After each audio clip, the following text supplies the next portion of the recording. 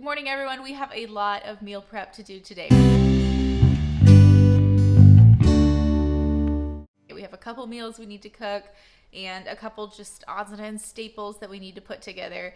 And I'm very excited because our green stock is producing quite a bit of the greens that we need for today. So let's get started. Over here, I have a sandwich loaf. We are taking dinner to a friend tonight who just had a baby. And so this morning I was up and I baked this loaf. That is all ready. It was just a little bit too early to be on camera. And now in this pot, I'm gonna start making our vegetable bouillon. I say that loosely. It's more of like a paste that goes in the freezer. And then we add it to anything that needs stock. And it has been an incredible substitute for like all different stocks. I love it. It's so flavorful. We put it in potato soup and chicken soup and all different things. So we are out of our home canned chicken broth and beef broth. And honestly, I sort of like this better. I'm sure they have very different nutrient profiles, but this is what we're gonna make today because we don't have any stuff on hand to make broth with. In the bottom of the pot, I'm just gonna add couple tablespoons of olive oil. This helps it not burn in the beginning, but this will all start to sweat down and create its own moisture, and you don't add any extra liquid to this. And then I'm just gonna rough chop everything and throw it in there.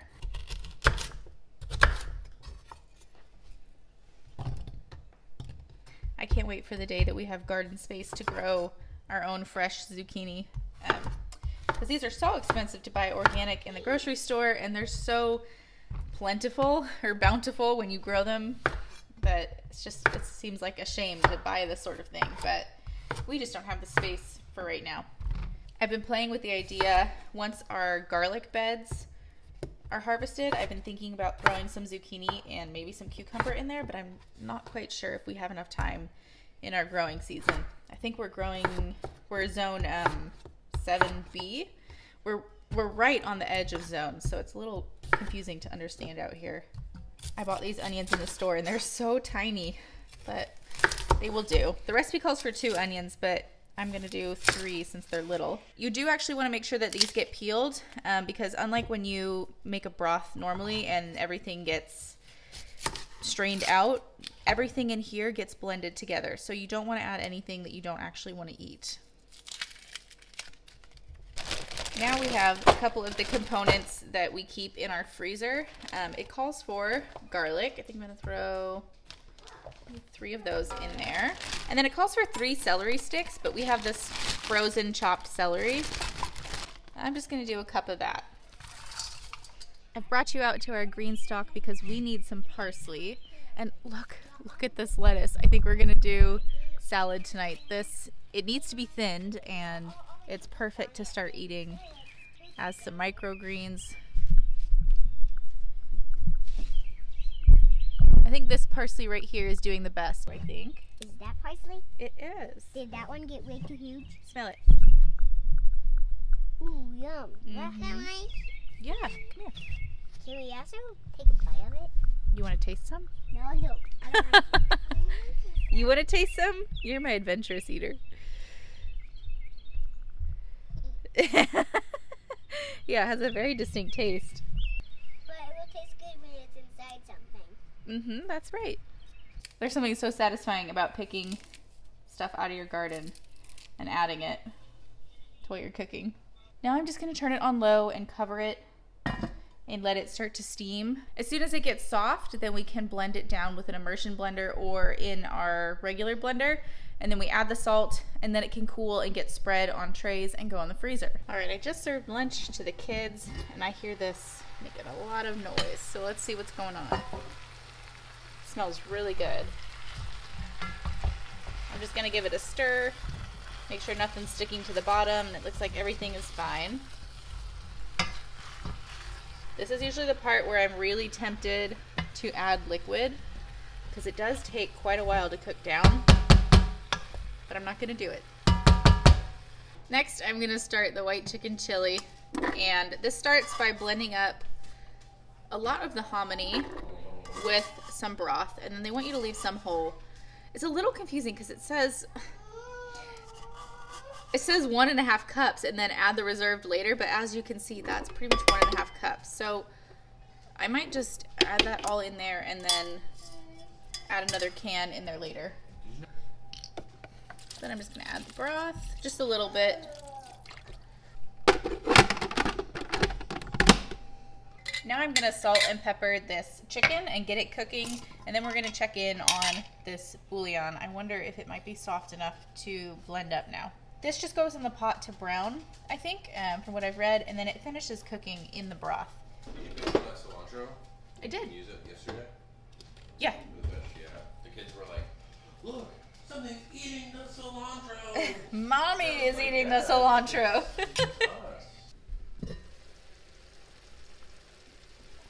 So it's not quite tender yet.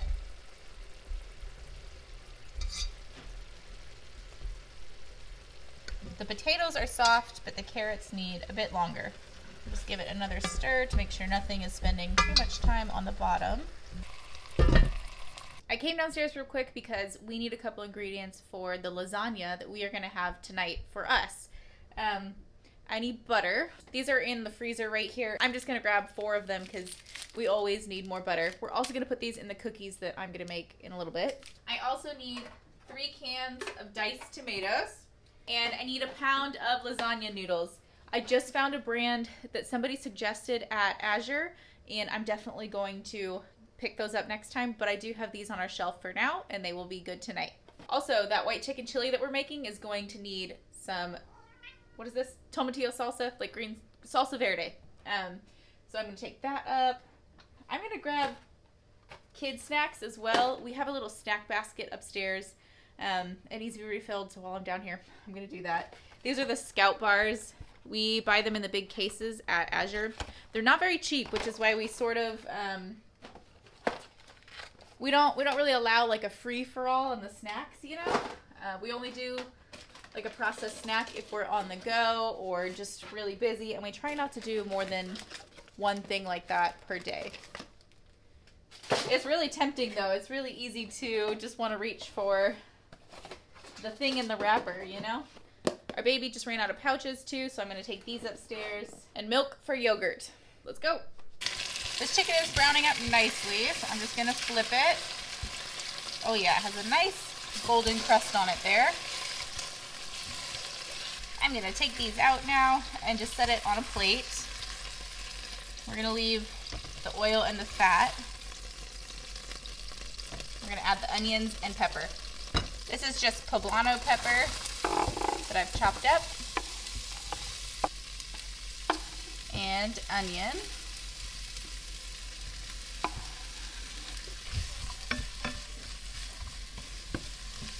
I'm going to add the garlic puck so it has time to thaw. And then shortly we're going to add flour and spices. We are using every inch of this kitchen today. While that's all going, I'm going to get some yogurt going. Making yogurt like this is a really hands-off process. You can just remember to start it. Okay, so I'm going to put it on boil first, and then it's just going to do its own thing and come to a boil. And then once it boils and cools down, we'll add the yogurt. This garlic has broken down, and now it is starting to cook and get fragrant. So I'm going to start adding everything else. There's the flour. And I want a tablespoon each of cumin and coriander. I have a 4th teaspoon here, so I just got to do everything 4 times.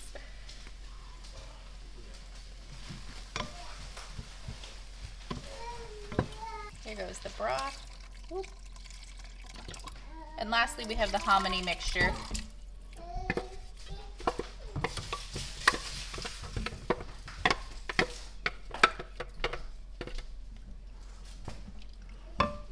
Chicken goes back in. And the juices. Now this just comes up to a simmer. And this will cook until the chicken is 160. Our vegetable mixture is nice and soft, so I'm going to start adding that to the blender.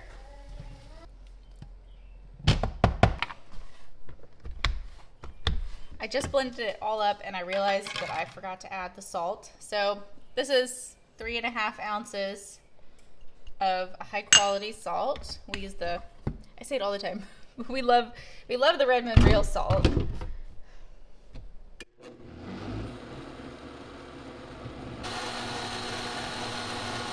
That should be all incorporated now.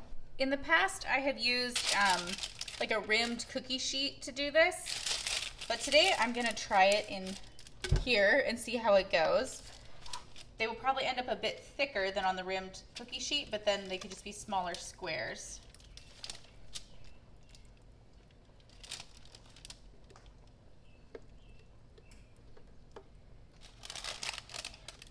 I'm being pretty careful with it because I really don't want it to leak out of the parchment.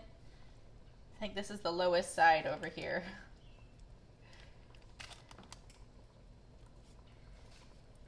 All right, and then I'm gonna let this cool and I will put it in the freezer. As soon as it's almost frozen, I'm gonna pull it out and chop it into squares and then put it back in a plastic bag and just keep it in the freezer. This chicken in here is done, so I'm gonna pull it out and shred it and then add it right back in. Then we're gonna add our cilantro and our salsa.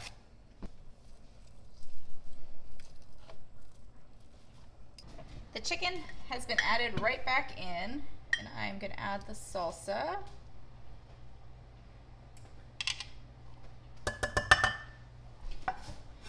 And here comes the cilantro. This is fresh out of the garden. I'm just gonna give this a couple minutes to come together. I've just rinsed these jars under some warm water, so hopefully they're not too shocked by the hot soup. I'm just gonna package it all up.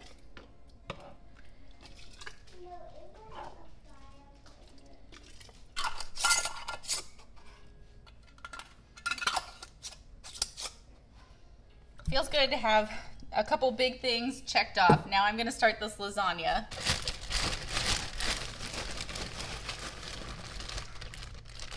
All right, it calls for 2 celery, two sticks of celery.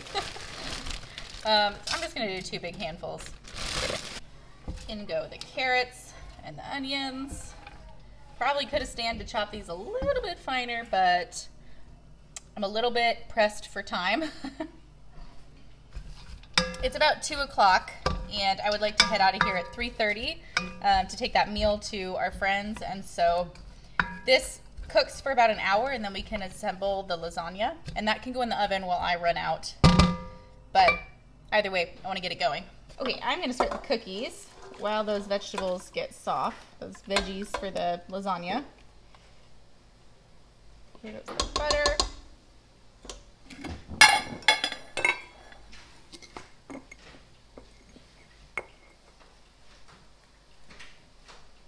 Brown sugar. And the regular sugar. While this mixes, I'm going to add vanilla and salt. Whoops, better do the salt first.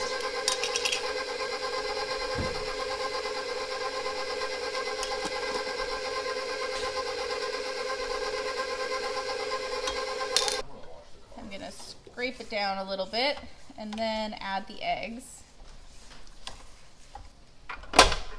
Then I'm slowly going to add my flour and baking soda.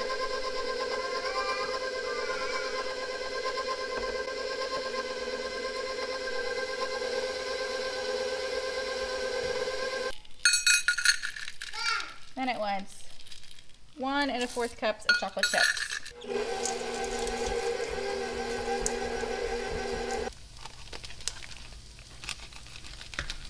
Now I'm going to add my meat to this. It calls for Italian sausage, but we have ground pork, and we just add the seasoning to it. But first what I'm going to do is cook it down so that I can drain some of the grease, and then I will pour the seasoning in that we would use for Italian sausage.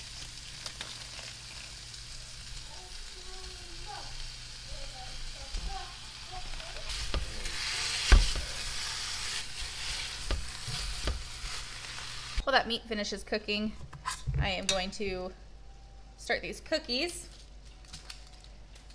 The dough has firmed up a little bit, which I wanted it to because it was pretty runny with all that melty butter, but now it's pretty good.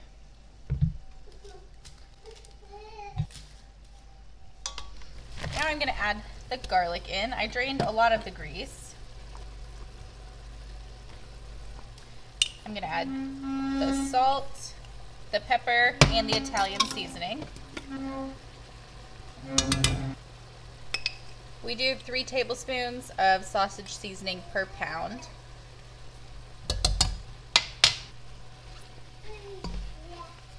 I'm going to add 2 pucks of tomato paste. Next, I'm going to add dry white wine. It calls for a cup. I don't think I have quite a cup, but that's all I've got. I'm sorry, not white, red. Then that cooks down for just a moment. And now I'm going to add tomatoes and basil.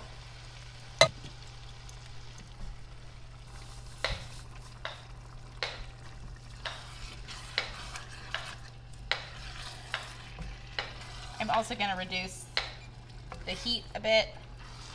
I really don't want this to scorch on the bottom.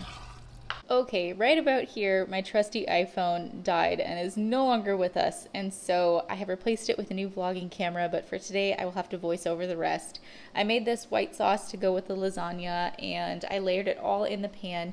Now, something new I tried was using the, they're just regular lasagna noodles, and I used them as you would no-boil noodles, and it worked perfect. I don't know if that's just because this is a really saucy dish, but that was really pleasant, and it gave it kind of a nice chew. It didn't get soggy at all like some lasagna does. So anyway, I hope this gives you some inspiration for the week. We cooked a lot today, and I will see you all in the next video.